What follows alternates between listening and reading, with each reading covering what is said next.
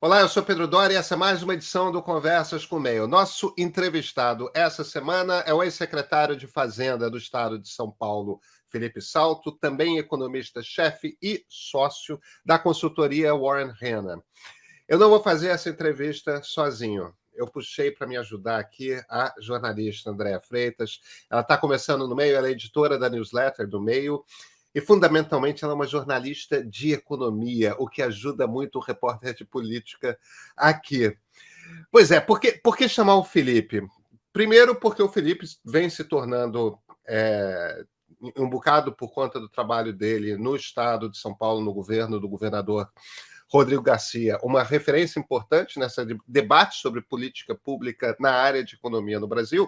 Agora, também porque boa parte das polêmicas dentro do governo Lula são justamente a respeito de política econômica. A gente tem um debate sobre juro, a gente tem um debate sobre reforma tributária, a gente tem um debate sobre o novo arcabouço fiscal. Aí a gente tem esse constante questionamento do presidente do BN10, Aloysio Mercadante, da presidente do PT, Gleisi Hoffmann, que ficam de um lado, aí do outro lado temos os ministros Fernando Haddad, Simone Tebet, Geraldo Alckmin, também vice-presidente da República.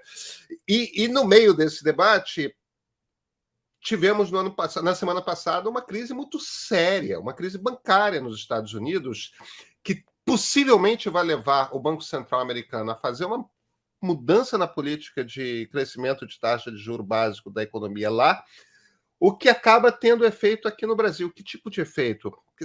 No meio dessa confusão, como é que está a economia brasileira? Para onde que deveria ir o juro? Onde que a gente vai encontrar crescimento? Ninguém mais aguenta andar de lado. Tem muitas perguntas, tem muitos debates com vocês. Felipe Salto.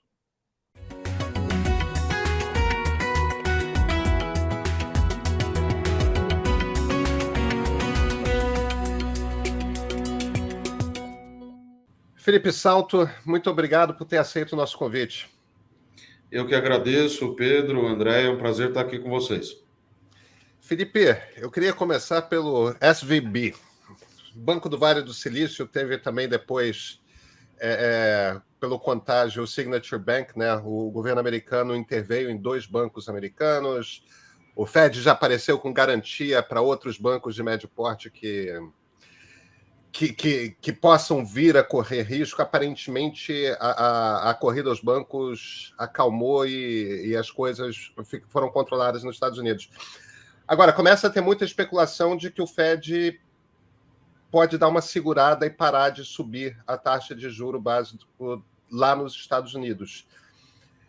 Essa é a sua impressão? E aí, emendando, se você me permitir, isso abre espaço para o Roberto Campos Neto, para o nosso BC aqui, de repente, começar a ajustar para baixo a nossa Selic? Olha, excelente questão, porque, na verdade, eu sempre digo que economia é um sistema de vasos comunicantes, né? E um desses vasos importantes, 2, na verdade, é o externo e o interno. Então, quando o Federal Reserve, que é o Banco Central americano, dá um espirro, nós que temos uma conta capital e financeira no balanço de pagamentos, que é aquela conta que os economistas fazem para ver todas as transações entre residentes e não residentes, como nós temos essa conta muito aberta, né, a conta financeira, capital, então quando o Fed dá um espirro, isso afeta o Brasil. Afeta como? Porque nesse caso em particular, com essa crise bancária, vamos chamar assim, ainda que o governo americano tenha conseguido, né, acalmar um pouco os ânimos, evitar um race to the bottom, aí, uma crise maior, mas o que acontece é que se o Fed decidir não mudar a taxa de juros, isso facilita a vida do Banco Central brasileiro para eventualmente iniciar um ciclo de redução. Aqui na Warren, na nossa empresa, a gente tem avaliado que o ciclo de redução de juros pode até ser antecipado. A gente achava que no segundo semestre ele começaria, mas deve começar em junho. E, claro, esse não é o único fator. É importante a gente entender que a taxa de juros externa ela afeta muito a decisão do Banco Central via taxa de câmbio.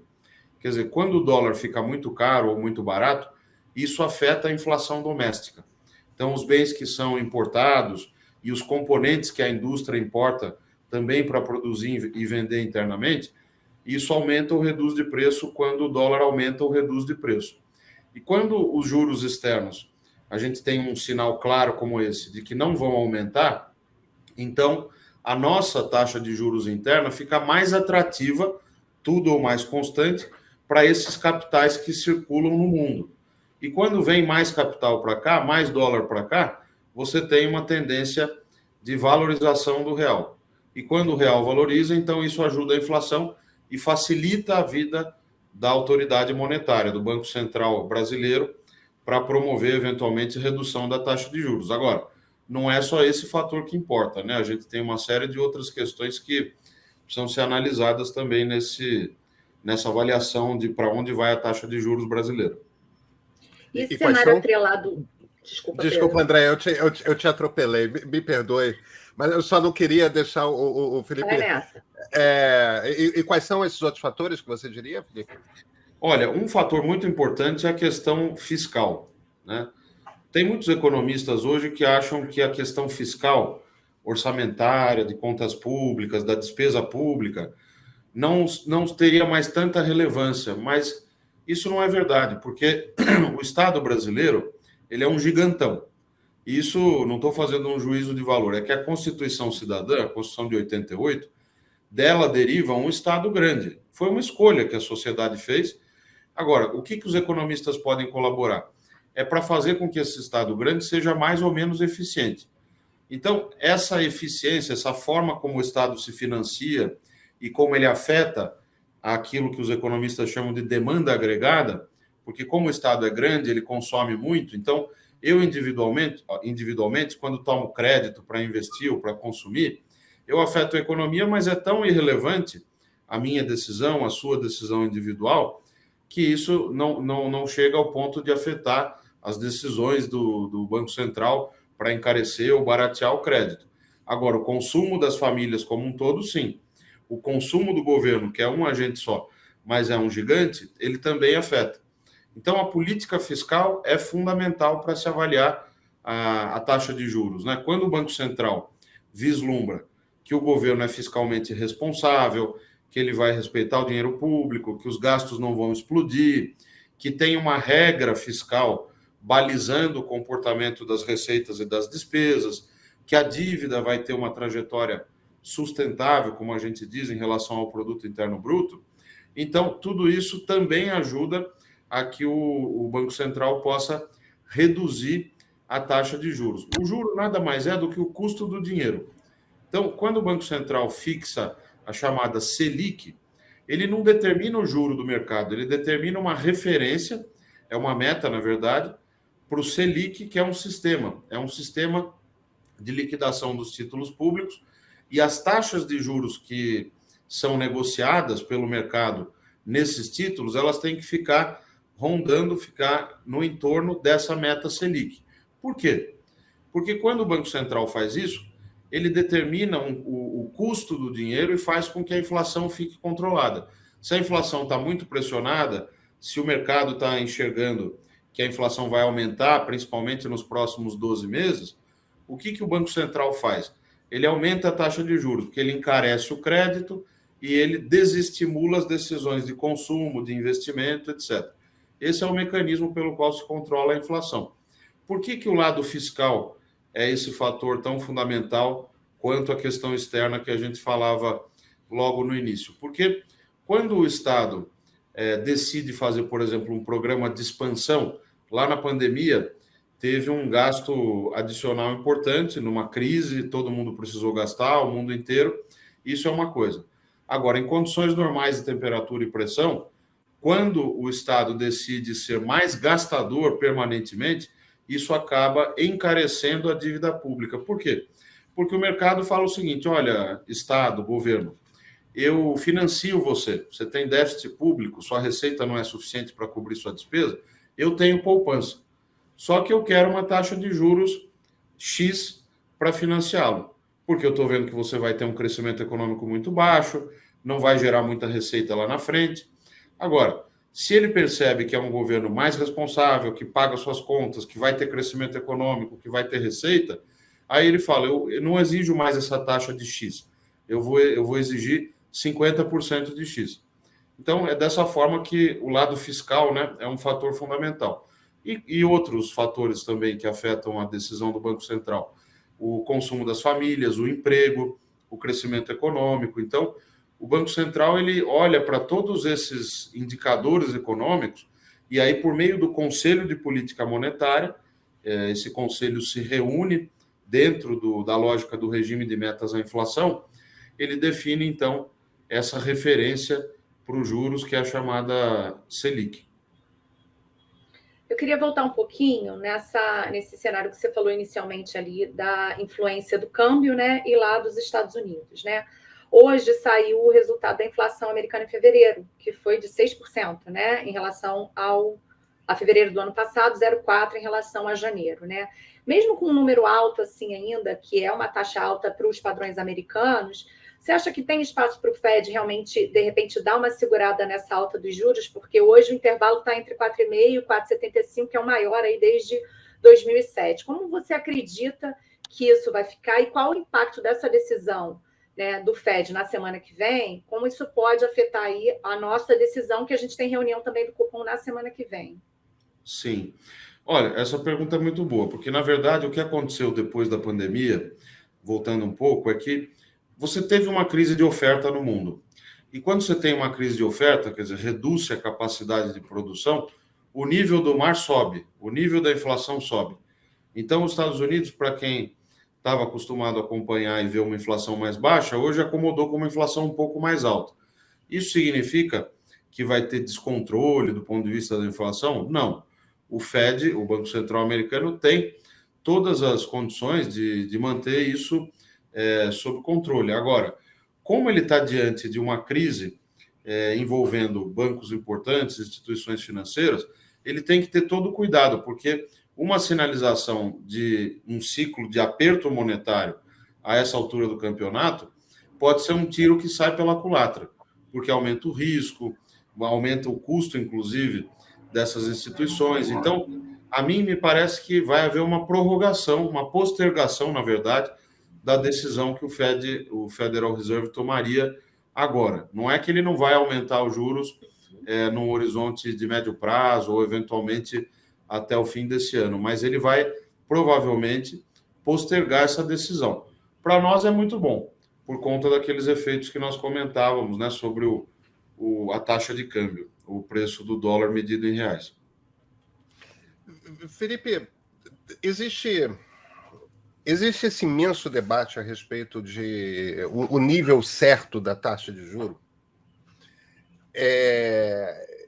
E eu não estou dizendo que é o mesmo argumento, mas é engraçado que a conclusão meio que se repete, né? Tem muita gente que começa a argumentar que a puxada muito rápida para cima de juros nos Estados Unidos é, no fim das contas, o que terminou por desencadear essa crise em bancos de médio porte.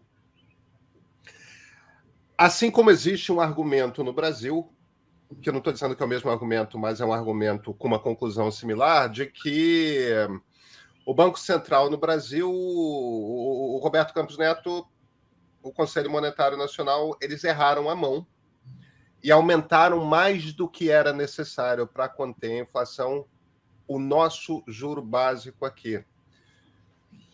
Você tem essa impressão de que está descalibrada essa coisa do aumento da taxa básica de juros no mundo? Olha, isso é uma questão muito difícil, né? A atividade do economista, em certos casos, é uma atividade inglória, porque a gente costuma ser muito bom engenheiro de obra construída. Olhar o que aconteceu nos últimos 12 meses e opinar. Ah, devia ter feito isso, devia ter feito aquilo. O difícil é saber o que fazer agora para gerar determinados resultados para o próximo ano, para os próximos 2 anos. Mas, dito isso, eu acho que o Banco Central brasileiro acertou. Na verdade, o Roberto Campos Neto, com a lei da independência, inclusive, fez um trabalho, está fazendo um bom trabalho. Eu acho que a inflação acabou ficando um pouco mais alta durante um tempo. Isso ajudou, inclusive, no curto prazo, a reduzir a taxa de juros. Mas, ao mesmo tempo, a gente tem que a elevar as receitas, a elevar o produto interno bruto em termos nominais, acabou colaborando para reduzir a dívida PIB, mas depois que ele percebeu isso, ele correu atrás do prejuízo, aumentou a taxa de juros, e nós temos uma perspectiva que, para o ano que vem, por exemplo, a inflação volta aí para casa de 4,2%, que são as nossas projeções aqui. Esse ano fecha ainda num patamar mais alto, em torno de 6%, a inflação medida pelo IPCA. Agora, os juros estão no lugar errado? Muita gente fala, 13,75 é o fim da picada, não dá para ter um juro tão alto. Mas é que o problema é que o Brasil tem uma taxa neutra de juros, uma taxa que a gente chama em economia de taxa neutra, ou taxa estrutural de juros, que ela é definida por uma série de questões macroeconômicas, de emprego, de crescimento, de condições de crescimento, e essa taxa é calculada em torno de 4,5% a 5% real, né? Uma taxa real, quer dizer, descontando a inflação. Então, se eu considerar aí 4,5% mais uma inflação de 6%, nós estamos falando de uma taxa nominal em torno de 10,5%, 11%. Quer dizer, esses 13,75% que estão sendo praticados, de fato, em termos nominais, estão acima do que seria essa taxa necessária, né, para você não ter uma aceleração do processo de alta dos preços, né, ou seja, um processo inflacionário descontrolado. Agora, o Banco Central ele tem que ser prudente. Não dá para ele simplesmente da noite para o dia falar, não, vou derrubar a taxa de juros. Já fizemos isso no passado, né, no passado recente, e não deu certo, porque quando você faz isso, vamos reduzir a Selic, sei lá, de 3,75 para 6. Por que o Banco Central não pode fazer isso? Em tese, ele pode, o Copom pode se reunir e decidir fazer isso. Porque quando ele faz isso e as expectativas de inflação reagem, o mercado automaticamente vai precificar juros mais altos lá na frente. Então, cada título público que o governo emite, cada negociação que o mercado faz para prazos diferentes, e não só a Selic, que é curtíssimo prazo, vai refletir um aumento da taxa de juros. De modo que o Banco Central é quem tem as maiores e melhores informações para tomar essa decisão. Isso não significa que deve se interditar o debate. Então o presidente não pode falar de juros, o ministro não pode falar de juros. Claro que pode. Todos nós podemos e devemos discutir, até porque a política de juros, a política monetária, tem um efeito fiscal relevante. A gente paga uma montanha de juros para o mercado, para os detentores dos títulos públicos. E não é à toa. A gente paga essa montanha de juros porque a gente teve déficit no passado, vários e vários déficits que foram se acumulando e geraram uma dívida gigantesca que nós temos. Por isso que a gente tem que pagar esses juros. E é importante analisar isso. Então, eu acho que o Banco Central ele vai ter agora todas as condições de reduzir a Selic se o governo conseguir entregar algumas coisas na área fiscal, e essa harmonização entre as duas áreas é muito importante, fiscal e monetária. A principal coisa que ele precisa entregar é o que se tem chamado na imprensa de novo arcabouço fiscal. Então, quem está nos ouvindo sabe que o Brasil tem uma regra chamada teto de gastos, que foi adotada no governo do presidente Michel Temer, a emenda constitucional 95, lá em 2016. Só que essa é uma regra muito rígida. Por quê? Porque ela permitia o crescimento só pela inflação.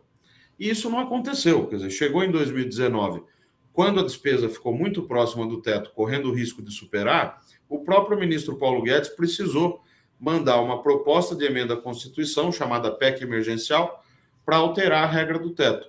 Nisso ele tinha razão, quer dizer, foi uma regra, nesse aspecto, mal construída. Só que nós temos que aprender com os erros também. O teto não deve ser jogado totalmente no lixo. Você precisa ter controle do gasto.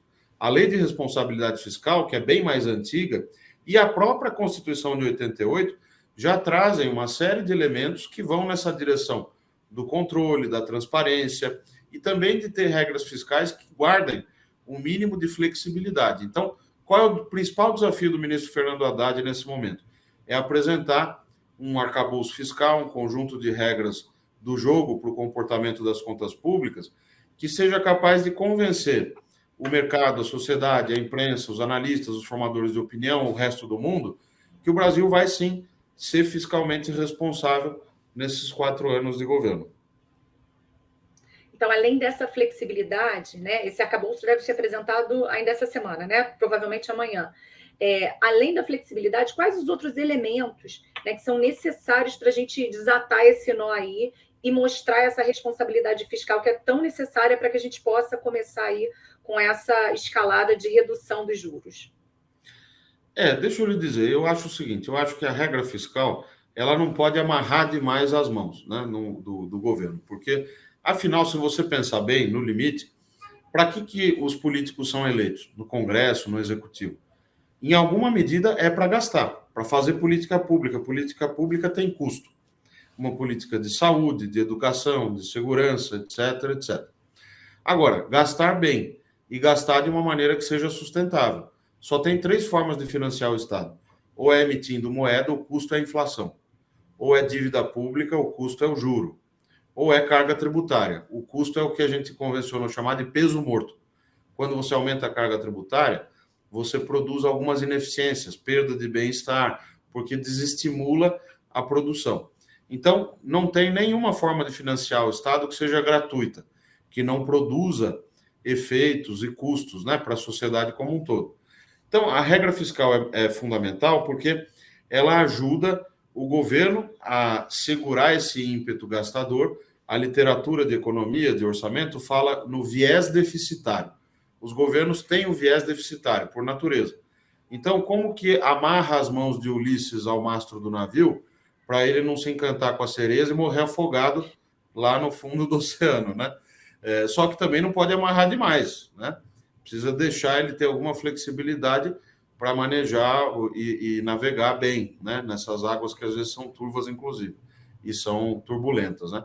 Então, o que eu acho que tem que ter na regra fiscal? Eu falei isso para o próprio ministro Fernando Haddad em fevereiro, quando eu estive com ele, e lá no fim do ano passado, para o vice-presidente Geraldo Alckmin também. Eu fiz uma proposta, levei a título de sugestão. Acho que tem que ter uma trajetória de dívida bem clara.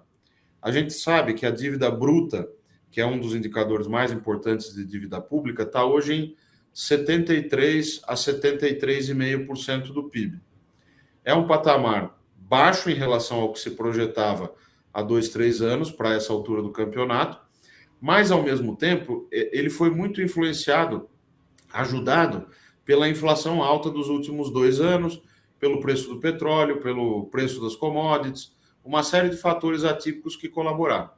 Esse ano, se tem uma certeza, é que a dívida vai crescer. Por quê? Porque como a taxa de juros está muito alta já há algum tempo, mesmo que o Banco Central comece a reduzir a Selic no meio do ano, o juro médio desse ano vai ficar bem alto.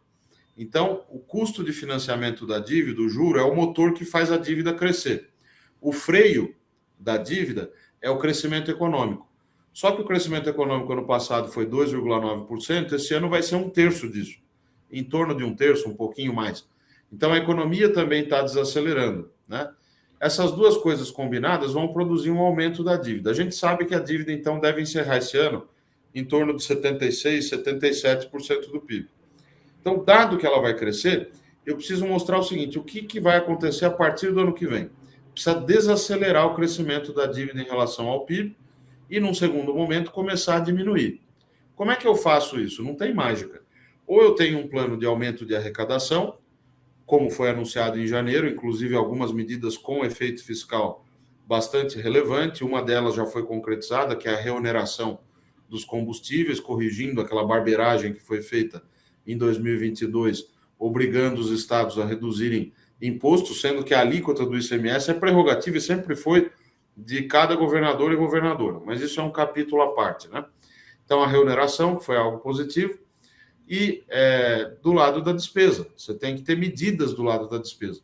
Então, a regra fiscal, para ela ser crível, ela tem que mostrar o seguinte, quanto vai ser esse controle da despesa e como você vai gerar aumentos de arrecadação. Vai cortar as renúncias fiscais, tributárias, os incentivos? Vai ter uma regra específica para o comportamento dos salários, da despesa de pessoal, ou vai ser uma regra mais geral? Então, esses detalhes, né, o diabo mora nos detalhes. O governo precisa mostrar qual vai ser essa combinação de terapias que ele vai usar para corrigir esse problema fiscal. E, à medida que essas regras anunciadas sejam confiáveis e críveis, na hora os especialistas vão fazer conta. Então eles vão, olha, está dizendo que o teto de gastos agora vai ser uma regra que permite a inflação, estou dando um exemplo, né? Mais o crescimento previsto para o produto interno bruto. Então a inflação vai ficar em 6 esse ano e o PIB vai crescer 2% ano que vem, quer dizer que o gasto pode crescer, se o gasto ficou em 100 unidades monetárias nesse ano, no ano que vem ele vai ficar em 109, né? Eu dei o exemplo, não, 108. 6% de inflação, mais os 2% de crescimento econômico. É isso que as pessoas querem saber. Quanto que o governo está disposto a controlar esse ímpeto, né, por aumento de gastos, sem deixar de financiar as políticas públicas e como ele vai fazer isso.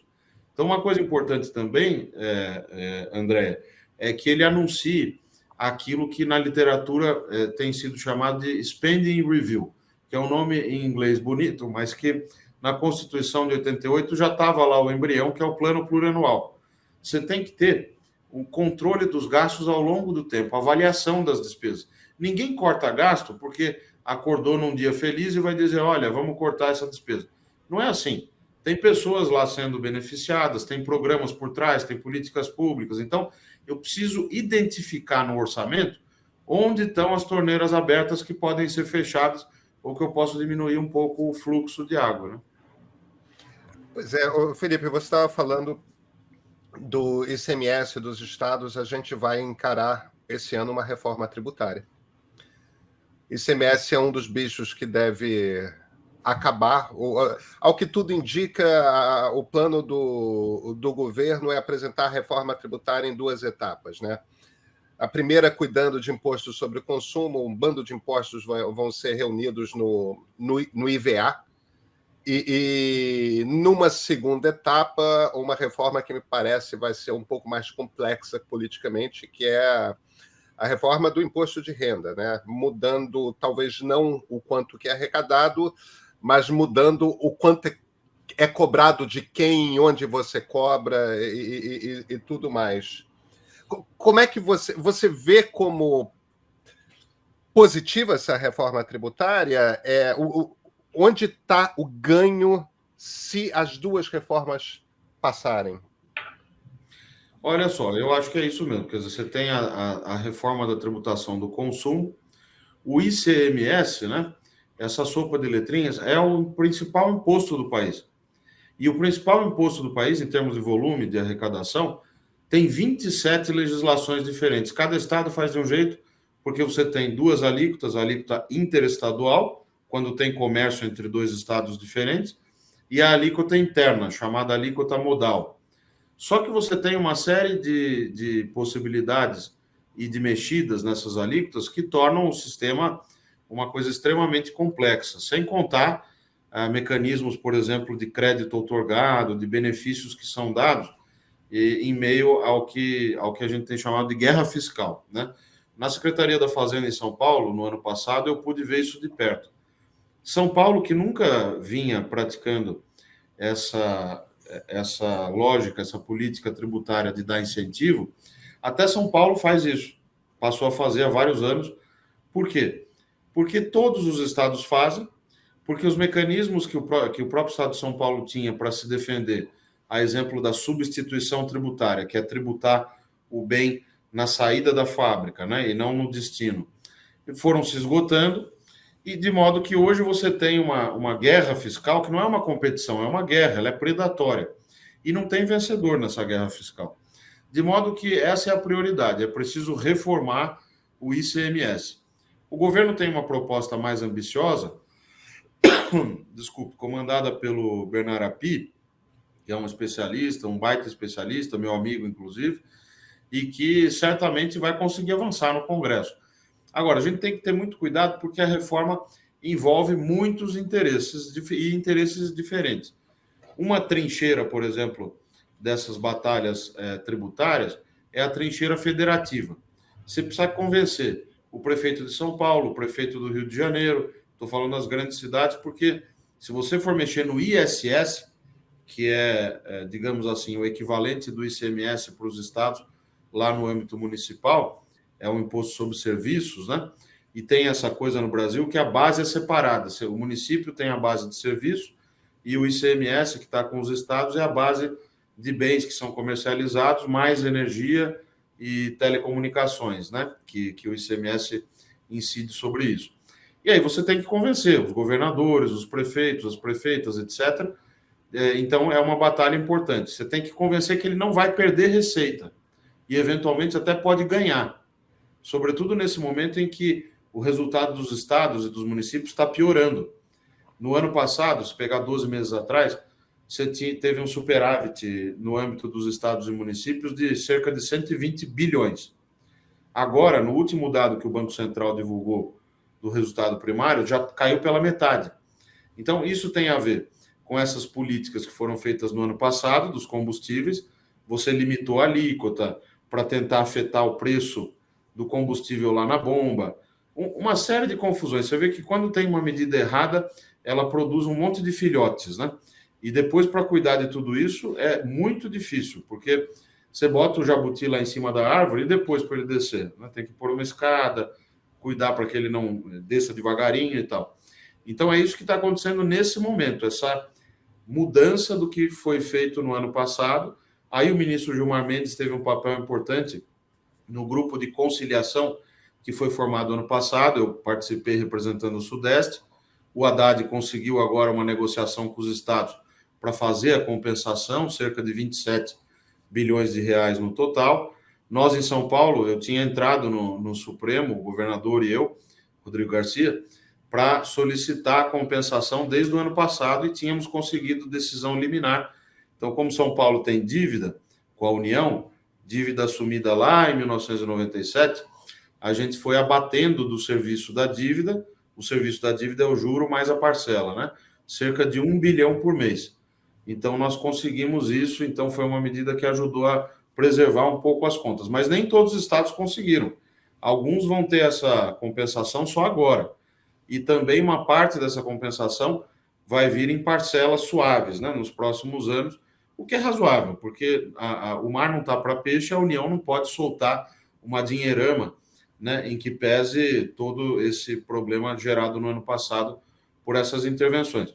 Mas eu acho que a reforma do consumo, então, tributária, ela tem que pensar sobre tudo isso, essa trincheira federativa, que é fundamental, e a reforma da renda é um outro campo de batalha. Aí são outras questões, como, por exemplo, aumentar a progressividade, que é você tributar os mais ricos mais do que proporcionalmente os mais pobres, a questão da tributação da distribuição de lucros e dividendos, a questão da pejotização, o Simples Nacional. São outras batalhas que vão exigir também outras armas, né? Outros tipos de argumentação e de estratégia no Congresso. A do consumo, que me parece mais amadurecida, também não vai ser fácil, né? Além da trincheira federativa, tem a trincheira setorial. O setor de serviços, por exemplo, e o setor industrial, para ficar nesses dois. O setor industrial, ele sempre foi sobretributado, mais tributado do que o setor de serviços. Quando você cria um IVA, o Imposto sobre Valor Adicionado, por exemplo, nacional, vale dizer que o ICMS já é um IVA. Ele incide sobre o valor adicionado em cada elo da cadeia de produção. Mas quando eu crio um IVA nacional totalmente no destino, o que vai acontecer? Se a alíquota for, por exemplo, 27%, a indústria, como para produzir esse celular aqui, por exemplo, isso é um bem muito complexo, envolve uma série de elos na cadeia de produção. Eu compro os insumos, compro uma série de coisas para chegar depois nesse produto final. Então, ao longo da cadeia, eu vou acumulando créditos, chamados créditos tributários. E lá, quando eu for recolher os 27 lá na ponta, na verdade, vai ser muito menor, porque eu acumulei crédito ao longo da cadeia. Então, isso ajuda, do ponto de vista da indústria, que, na prática, a carga efetiva seja mais baixa. Já o setor de serviços tem muito menos elos na cadeia, não acumula praticamente crédito e vai, portanto, perceber uma alíquota efetiva maior do que ele percebe hoje. Então, isso é uma outra questão não resolvida. Você precisa convencer esses agentes econômicos, os setores de produção, os diferentes setores de produção, o agronegócio também, né, de que a situação lá depois de toda essa aprovação da reforma, vai ser tão melhor em termos de crescimento econômico que compensa esse eventual custo vislumbrado por esses agentes. Isso não é nada fácil de ser feito, né? Agora, Felipe, o Haddad ele acredita que ele consiga passar essa reforma, né, até junho na Câmara e outubro no Senado. Com todos esses elementos que você está, né, elencando aqui para a gente, toda a complexidade do assunto, uma legislação, um Congresso novo, né, governadores novos também. Você acredita que esse prazo assim, faz sentido? Como é que você vê a possibilidade da aprovação dessa reforma? Eu acho duas coisas. Primeiro, que a regra fiscal é prioridade das prioridades. Então, apresentando a proposta aí, provavelmente ainda em março, né, conforme o ministro havia anunciado, eu acho que isso vai ser um avanço importante. Vai ter que dar a batalha lá no Congresso para conseguir aprovar essa regra fiscal, que vai ser provavelmente um projeto de lei complementar, né? Vai haver emendas, vai ter que explicar para os parlamentares. Isso é um trabalho muito importante, né? De você dar essa batalha convencendo as pessoas por que a regra fiscal é importante. Né? Então, isso vai tomar tempo. Nada impede que, em paralelo, você vá conduzindo esses trabalhos na comissão lá de reforma tributária, naquele grupo de trabalho que é comandado pelo deputado Reginaldo Lopes, né? E aí os técnicos vão também começando a escolher cada um dos temas dentro da reforma tributária para ir discutindo e fazendo o convencimento. O que me parece é que o governo não deve entregar uma nova proposta a partir da chamada PEC 45 e da PEC 110, que ficaram muito conhecidas aí no debate, porque são as duas principais propostas para o IVA, né? Eu acho que ele vai, a partir dessas duas que já estão aí, começar a escolher cada um dos temas e criar os consensos. Lá no Congresso, ouvindo os setores produtivos, ouvindo os estados, ouvindo os municípios.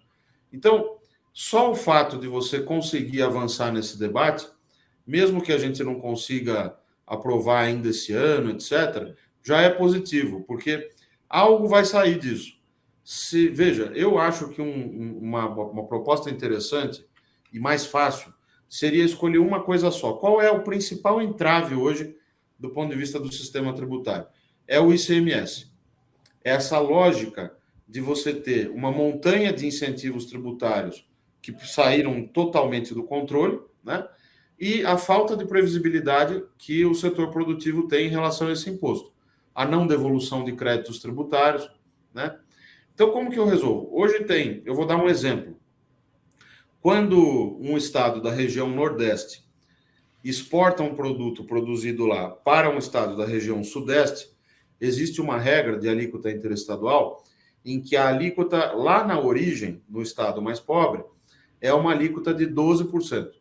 Então, quando o produto sai de lá, você recolhe 12% na origem e São Paulo, que está consumindo isso, vai recolher 18%, que é a sua alíquota interna, ou 17%, menos aquilo que foi recolhido na origem, os 12%. Né? E quando ocorre o processo inverso, né, as alíquotas são invertidas. São Paulo recolhe 7% na origem e lá no destino você recolhe a alíquota interna, 18%, por exemplo, menos o 7% que recolheu na origem. Por que foi pensado assim? Para haver uma partilha de receitas. Como a atividade econômica está muito aqui em São Paulo e no Sudeste e tal, então, se você não fizesse isso, você teria uma concentração muito grande de arrecadação aqui. Como tem, de fato, né? Só que o que os estados mais pobres começaram a fazer? Em vez de praticar, de fato, essa alíquota, eles concedem o chamado crédito outorgado. Então, é um caso conhecido para as pessoas entenderem. Uma grande montadora foi para o estado de Pernambuco. Por que ela foi para lá? Infelizmente, não foi porque Pernambuco fez, por exemplo, um investimento em infraestrutura que São Paulo não fez, ou fez um grande investimento em educação que São Paulo não fez. É porque Pernambuco oferece um crédito outorgado. Falou, olha, em vez de você recolher 12% aqui, você vai recolher 0,5%. E aí, o que acontece? Você acaba erodindo as receitas e gerando distorções alocativas. Quer dizer, uma empresa que ficaria num determinado local, ela vai para outro simplesmente por uma razão de regra tributária. Então, o que eu faria? Eu escolheria esse ponto para resolver. O Justiça Seja Feita, o ministro Nelson Barbosa, na época, tinha proposto algo similar. Por resolução do Senado, você acabar com as alíquotas interestaduais e, claro, você tem que criar um fundo de compensação. Mas a PEC 45 e a 110 também precisam de compensação. Então, vamos escolher um ponto e batalhar por ele. Quer dizer, esse fundo de compensação ou fundo de desenvolvimento, ele pode ajudar a substituir com ganhos de eficiência e a um custo mais baixo a montanha de incentivos tributários que são concedidos hoje pelos entes federados. Desculpe ter me alongado nessa resposta, mas eu acho que é uma coisa importante. Felipe, deixa eu te puxar um pouquinho para a política. Eu sei que é terreno pantanoso, mas parece a você que esse governo tem uma visão clara de que filosofia econômica segue? Eu não falo nem em termos ideológicos, não, mas às vezes parece ter uma guerra aberta. Com, de um lado, o presidente do BNDES, Aloysio Mercadante, é presidente do PT, que não está no governo, mas é presidente do partido do governo, isso não é de pouca relevância, Gleisi Hoffmann. Do outro, o ministro da Fazenda, Fernando Haddad, o ministro do Planejamento, a ministra do Planejamento, Simone Tebet, o ministro da Indústria e do Comércio, Geraldo Alckmin. Parece que os três ministros da esplanada têm uma determinada visão política, e mesmo o Haddad sendo um petista de longa data, a ministra Simone e o ministro Geraldo Alckmin tendo uma tradição mais liberal, tudo mais, parece que eles têm muitos pontos em comum, eles têm uma visão comum, que é uma visão muito distinta daquela que está aqui no Rio de Janeiro, no BNDES, e da presidência do PT. E decidiram, me parece, tornar isso um conflito público, né? Porque é através de entrevistas nos jornais, nas televisões, e em debates, em tweets, que estão sempre um meio que confrontando o outro. Você acha que é uma coisa de dores de parto, de governo no início? Como é que você lê esse estado de aparente confusão? Olha, eu vejo o seguinte, as placas tectônicas estão se movimentando. Nós saímos de um governo muito ruim, na minha avaliação, que não fazia a boa política, né? Claro. Então, quando a gente agora se defronta com um governo que faz política, isso é que parece estranho, mas isso é o normal. Quer dizer, lembra do governo Fernando Henrique? O ministro Serra, do Planejamento, José Serra, eu trabalhei com ele, melhor chefe que eu tive, aliás, uma pessoa fantástica. Ele tinha uma visão de economia diferente da do ministro Pedro Malan, que era o da Fazenda. E o que você tinha? Tinha um presidente fantástico, que era o Fernando Henrique, que arbitrava conflitos. Então, ouvia as duas opiniões e tomava a decisão. É claro que o presidente Lula, às vezes, dá algumas declarações que deixam o mercado assustado, ou a imprensa, ou etc., os formadores de opinião e tal. Mas é natural da política. Quer dizer, ele também joga um pouco para a torcida. Ele foi eleito, quer dizer, ele precisa falar para o eleitorado dele. A Gleisi Hoffmann, senadora, ex-senadora, presidente do PT, também faz isso, né? É claro que chega uma hora que o governo precisa ter uma cara. Então, é um governo que tem responsabilidade fiscal? Me parece que sim. Eu acho que a escolha foi pelo Fernando Haddad. Ele é o ministro da Fazenda. A reoneração foi aprovada. A proposta de regra fiscal está sendo encaminhada. Pode mudar? Pode, mas ele está empoderado. O principal ministro, a Simone Tebet, está lá ajudando. Acho que ela pensa também de uma maneira parecida. Pode colaborar muito naquela agenda de spending reviews, revisão periódica do gasto, né?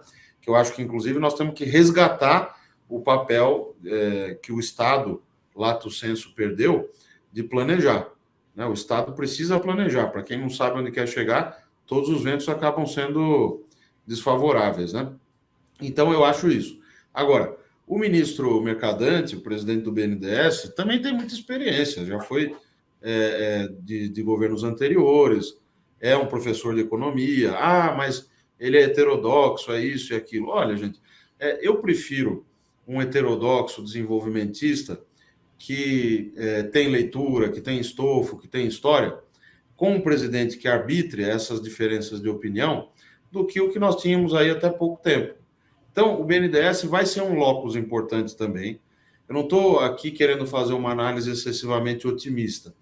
Eu acho que ali no BNDES você tem um núcleo econômico importante, o Nelson Barbosa está lá, o Lara Rezende também está orbitando ali, o André Lara Rezende, um dos pais do Plano Real, e que também hoje tem uma visão mais, digamos assim, heterodoxa, né?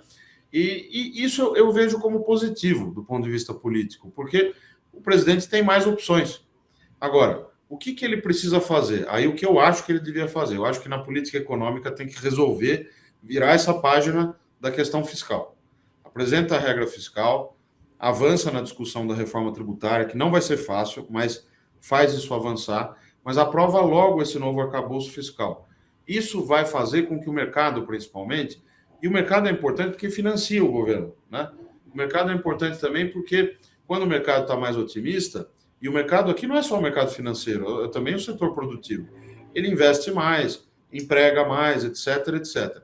Então, resolve essa questão fiscal, deixa o Banco Central fazer o seu trabalho, o juro vai cair. Se resolver a questão fiscal, e agora com esse cenário externo também que ajuda nesse aspecto, você vai ter uma redução da taxa de juros.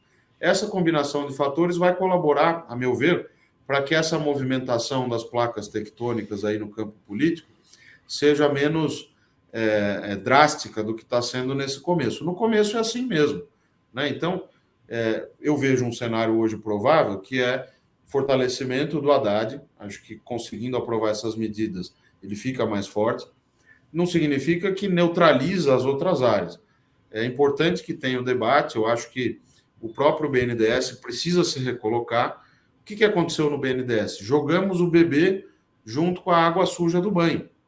Hoje o BNDES não desembolsa mais quase nada. Então, para que tem um banco de desenvolvimento? Um banco de desenvolvimento existe para fazer uma política de crédito subsidiado. Se a taxa de juros acaba ficando muito alta, isso não acontece. Então, o discurso do mercadante na posse, lá no BNDES, foi positivo nesse sentido. Ele falou, olha, nós temos que melhorar um pouco a atuação do BNDES, mas com limites. Vai ter limitação, não vai ser aquele... Não vamos cometer o erro, né? Não falou com essas palavras, mas da política que foi feita lá atrás, que aí foi o extremo oposto. Foi uma expansão desmedida do BNDES e tomou um tamanho gigantesco. Foram colocados 550 bilhões de reais, na época, né? No banco, fruto de emissão de dívida pública. Então, é preciso encontrar o caminho do meio nessa questão das políticas de desenvolvimento, de subsídio. Eu não sou contra subsídio, desde que seja transparente, colocado no orçamento e que me mostre que ele vai, de fato, gerar emprego, renda, vai gerar um retorno social maior do que o custo que gera para o setor público. Eu queria voltar aqui, queria tratar aí de um ponto que a gente acabou não falando muito, que é a questão da inflação. O Lula falou também recentemente sobre a necessidade de mudar a meta, né? Como é que você vê essa questão? Você acha que a gente está com uma meta adequada em 3,25? Se precisa ser alterado? Qual o papel do BC nesse momento? A atuação está adequada? Como você vê isso, Felipe? Eu acho que esse não é o momento de discutir mudança de meta de inflação. Eu acho que, primeiro, precisa resolver a questão fiscal. Segundo, precisa esperar um pouco, porque, como o cenário está mudando muito, e a própria ata do Conselho de Política Monetária, da última reunião, sinalizou que o pacote fiscal de janeiro foi bom e que a nova regra fiscal vai ser importante, que isso pode gerar alguns desdobramentos do ponto de vista da redução do juro. E quando você tiver essa reancoragem das expectativas, o mercado entendendo que a inflação vai diminuir, aí eu não vejo problema. Não é pecado mortal você discutir meta de inflação. Para isso que existe o Conselho Monetário Nacional, o CMN, que é composto de 3 membros, né? O ministro do Planejamento, hoje a ministra Simone Tebet, a Fazenda e o presidente do Banco Central. Eles se reúnem e decidem. Nós queremos que a meta seja de 5, de 3, de 4. Isso é um objetivo político. O que não é político? É a atuação do Banco Central técnica para cumprir esse objetivo. Se o objetivo é 4, o que o Banco Central tem que fazer é, tecnicamente, tomar as melhores decisões para que o 4 lá na frente seja cumprido. Se é 3, a mesma coisa. Agora, quem decide a meta de inflação? Conselho Monetário Nacional. E é assim que tem que ser. Quem tem voto é que tem poder para definir os objetivos de política, até os de política monetária, né? O Banco Central não é uma coisa intocável. a independência, a autonomia, que é intrínseca ao regime de metas à inflação, desde que ele foi adotado, né? E no mundo inteiro é assim, é para que você tenha a autonomia necessária para fixar a taxa de juros, para tomar medidas de outras naturezas, quantitativas, etc., que o Banco Central também toma, regulatórias, com autonomia, com independência, para cumprir os objetivos que forem fixados. O problema de falar em meta agora, mudar a meta, é que como houve toda essa turbulência entre o presidente Lula, o Roberto Campos Neto, o presidente do Banco Central, e agora diminuiu muito, né? Mas como houve isso, qualquer tipo de sinalização nessa direção pode acabar levando a uma desancoragem total das expectativas, porque se o mercado eventualmente olha para uma decisão hipotética do CMN aqui, vamos subir a meta de inflação para 4 ou para 4,5 para o ano que vem. No meio dessa confusão, sem ter ainda a regra fiscal, etc., aí o mercado vai precificar 6 de inflação para o ano que vem. Então, isso é que não pode deixar. Tem que fazer as coisas por etapas. Nessa matéria, eu acho que a ordem dos fatores é importante. Primeiro, vamos resolver o fiscal. O Banco Central naturalmente vai reduzir o juro. Acho até que antecipa para junho o início do ciclo de redução de juros. E no momento mais adequado, tempestivo, você pode discutir a questão da meta. De fato, 3% é uma meta difícil de ser atingida, né? O governo precisa mostrar, fazer o dever de casa, né? Tem que mostrar que as coisas estão caminhando, que está comprometido, mostrar as entregas, para depois a gente discutir esse tipo de questão. Eu entendo assim. Agora, eu não gosto dessa visão de alguns que é um tema que não pode falar. Mas como que não pode falar? O presidente foi eleito, ele fala o que ele quiser. Agora, o que não pode é o extremo oposto, né? Então, eu sempre gosto do caminho do meio. Aliás, o nome aqui do canal, né? A gente também. Felipe, deixa eu fazer minha última pergunta aqui, depois a Andréa vai encerrar a entrevista. Mas deixa eu te fazer a minha última pergunta e por favor, lembrando e demarcando que eu sou repórter de política, então se eu estiver falando alguma besteira, alguma bobagem na minha premissa, por favor, me corrija. Anos 50, 60, 70 foi um período de muito gasto, de crescimento, inflação bombando. Começamos ali um histórico de inflação que foi muito duro de enfrentar. Os anos 80 foi um pouco a herança desse período da República de 45, né? Baixo crescimento e uma inflação cada vez mais incontrolável, um país que parecia estar num redemoinho que se estendeu até meados dos anos 90. Vieram os governos Itamar e Fernando Henrique, Plano Real, resolveu-se a inflação, o país arrumou a administração pública, né? Acabaram aqueles bancos estaduais, quer dizer, aquela coisa de governador que tinha essencialmente poder de gerar dívida para a União, parou de poder. Houve uma grande arrumação, mas ainda assim foi um período que... Crise asiática, crise do México, era uma tempestade atrás da outra. Você estava no governo federal nessa época. Aí veio a primeira década do século, e foi uma maravilha, porque a casa estava arrumada e a China começou a crescer loucamente, e como transbordava dinheiro, né? E como o dinheiro da China transbordou para dentro do Brasil, que gerou um tipo de crescimento sem inflação que eu acho que a gente nunca viu no século XX. Foi talvez a melhor década da história da República Brasileira do ponto de vista da economia. Aí veio a segunda década, a década de 2010, em que tudo veio por água abaixo e a gente está nesse raio desse crescimento de cresce 0,5%. Opa, vamos comemorar porque crescemos 2%. Vem cá, esse troço não tem solução, não? Esse país precisa que uma China apareça para conseguir crescer responsavelmente? A gente não consegue fazer nada por conta própria, não? Cadê a nossa saída, Felipe? Bom, primeiro que você fez um excelente resumo aí da história econômica desde 50, 60 até recentemente. Muito bom. Agora, isso nos leva a pensar o seguinte, por que a gente chegou a crescer lá em 1972, 73, 14% ao ano, e não consegue mais isso? Porque, na verdade, o crescimento ele só vem de duas coisas.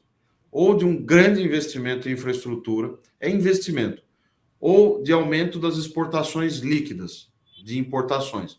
Então, você tem que aumentar muito a exportação e muito o investimento. Só que para fazer isso não é trivial. Primeiro que você tem que ter uma política externa orientada para isso, para aproveitar bem os acordos comerciais. As coisas mudaram muito, né? O Brasil perdeu um monte de oportunidades nos últimos 4 anos por conta da questão ambiental.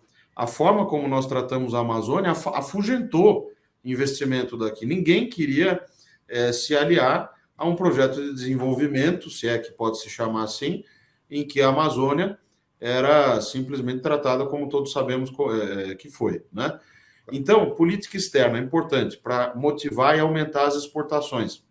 Você tem que ter uma política econômica que ajude isso também. Você não vai ter exportação de produtos de alto valor agregado com uma taxa de câmbio que sobe e desce sem parar. Então, é preciso ter estabilidade, controle da inflação, política fiscal adequada. E na área de investimento, aí nós estamos muito atrasados.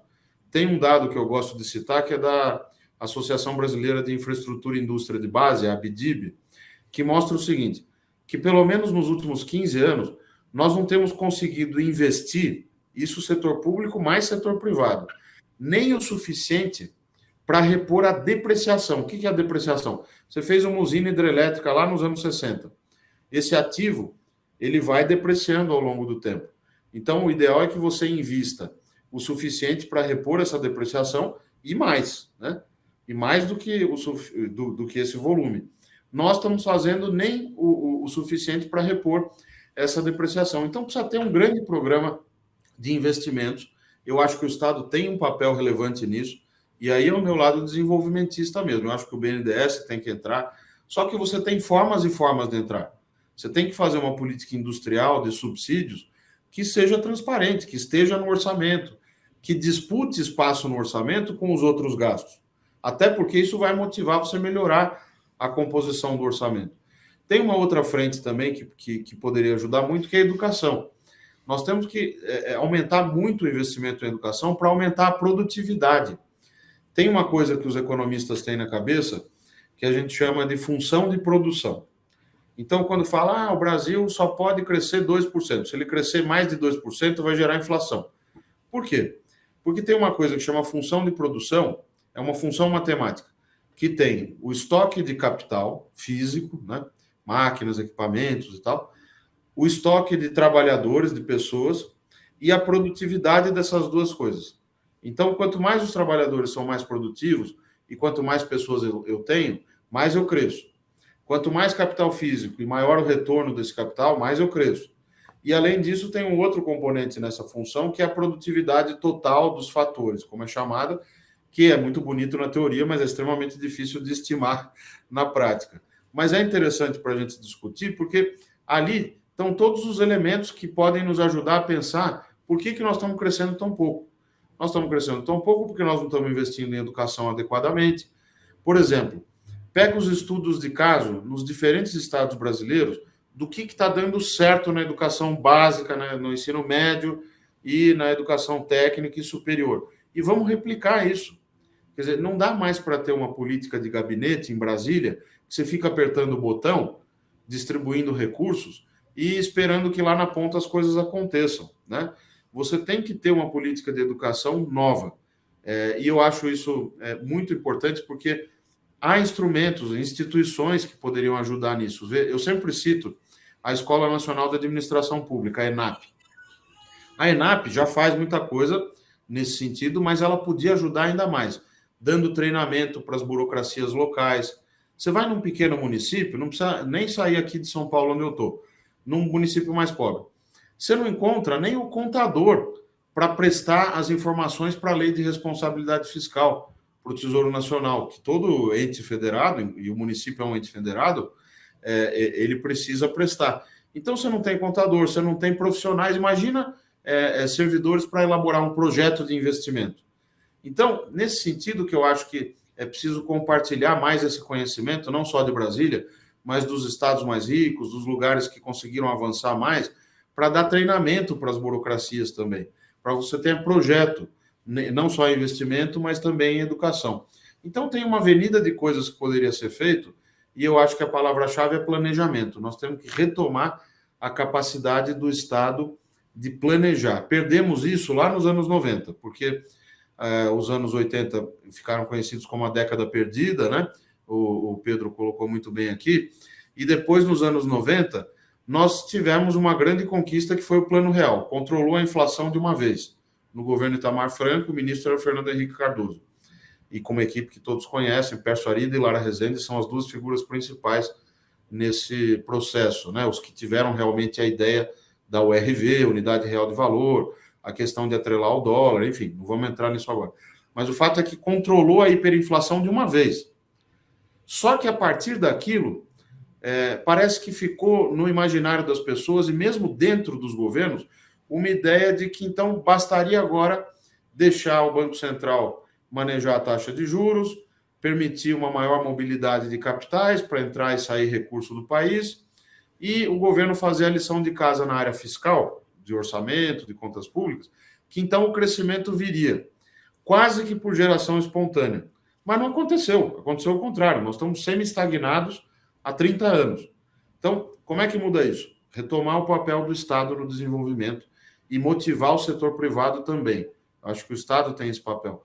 E política externa, né, que é a primeira coisa que eu falei, mas não é menos importante. É fundamental aumentar as exportações líquidas. Para isso, nós temos que ter uma política externa civilizada que voltamos a ter, felizmente, né? E eu acho que uma coisa que poderia ser resgatada na época do próprio chanceler Aloysio Nunes e mesmo do Serra, eles levaram a Camex para o Itamaraty. Uma sinalização importante, a Câmara de Comércio Exterior, que define tarifas e tudo, para mostrar o seguinte: olha, nossa política externa vai ser orientada para resultados em termos de comércio. Não só isso, mas a gente quer trazer divisas, aumentar os acordos com outras nações, não só uma ou outra, mas com o máximo que a gente puder, Europa inclusive. Esse acordo Mercosul-União Europeia, nós já perdemos muito tempo, precisa retomar, tem muita coisa boa para a indústria nacional que pode derivar desse acordo. Falei demais. De forma alguma. Eu tenho uma última pergunta, Felipe. Uma coluna sua agora do último dia 2, no Estadão, você falou que a melhor resposta da política não é necessariamente atender a todas as demandas que apareçam pela frente, né? A boa política é o oposto disso, fazer escolhas duras e mostrar como serão melhores e como ajudarão a promover maior bem-estar a todos, sobretudo para aqueles que mais dependem do Estado. Você acha que esse governo está preparado para fazer essas escolhas duras e não fazer as escolhas mais simples, as que pareçam mais fáceis? Pois é, o Winston Churchill dizia o seguinte, que você jamais deve ceder, a não ser por razões de honra ou bom senso. Estou aqui parafraseando porque eu não lembro a frase exata, mas até cito aí no artigo, né? Nesse que você mencionou. Então, eu acho que sim. O presidente Lula, goste-se ou não, ele tem muita experiência, formou uma equipe boa, tem ministros de altíssimo nível. O próprio Haddad na equipe colocou também gente muito qualificada, a ministra Simone. Tem gente de primeira linha lá no planejamento e orçamento, né? O secretário de orçamento, Paulo Bijos, o Daniel Cury, que foi meu colega na IFE, conheço bem. Então, Brasília tem essa vantagem de ter uma burocracia no sentido weberiano da palavra, uma burocracia bem formada, bem paga. E a liderança do presidente pode ajudar muito nisso. Eu estou otimista nesse momento em relação ao que vão ser esses 4 anos. Posso errar? Posso. Mas eu acho que a gente precisa ter um pouco de esperança também para poder reverter um pouco de tudo isso de ruim que nós vivemos nos últimos anos e que eu acho que o Brasil pode sim muito mais do que fez nesses anos passados, né? Felipe Salto, muito obrigado pela conversa. Eu que agradeço, foi um prazer. Obrigado, André. Obrigado, Pedro.